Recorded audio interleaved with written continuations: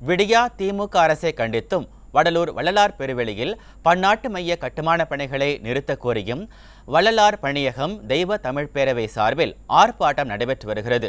இது தொடர்பான முழு விவரங்களோடு இணைகிறார் நமது செய்தியாளர் தமிழர் தளபதி.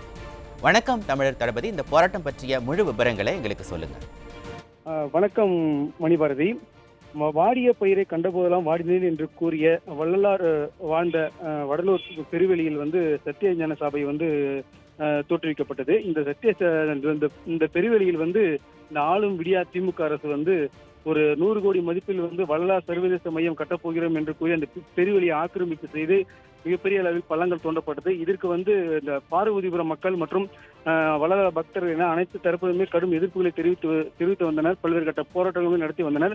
அதன்படி அதன் ஒரு பகுதியாக இன்று அந்த தெய்வ தமிழ் பேரவை சார்பில் இந்த விடிய அரசை கண்டித்தும் அந்த கட்டுமான பணிகளை நிறுத்த கோரியும் ஒரு ஆர்ப்பாட்டம் நடத்தப் போவதாக திட்டமிட்டிருந்தனர்.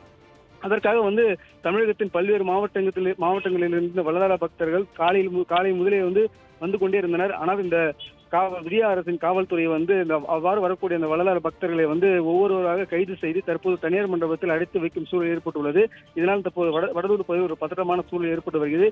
இது மட்டும் இல்லாமல் அந்த வடலூர் வள்ளலார் சத்திய சபைக்கு செல்லக்கூடிய அந்த பொதுமக்களையும் காவல்துறையினர் தீவிரமாக பரிசோதனை செய்து அவர்கள் போராட்டத்திற்கு வந்தார்களா அப்படி என்று சோதனை செய்கின்றனர். அவ்வாறு போராட்டத்தில் சாமி வள்ளலாரை தரிசிக்க வந்த பக்தர்களை கூட இந்த விடிய அரசின் காவல்துறை விடாமல் அவர்கள் மிரட்டி அவர்களை வலுக்கட்டாயமாக இழுத்து ஒரு ஜீப்பில் திணித்து செல்லக்கூடிய நிலைக்கு தான் தற்போது இங்கு நிலவி வருகிறது.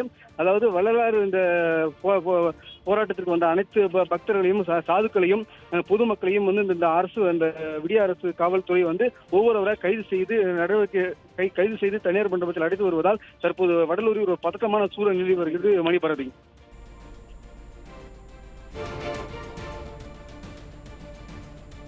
விவரங்களுக்கு நன்றி தமிழர் தளபதி.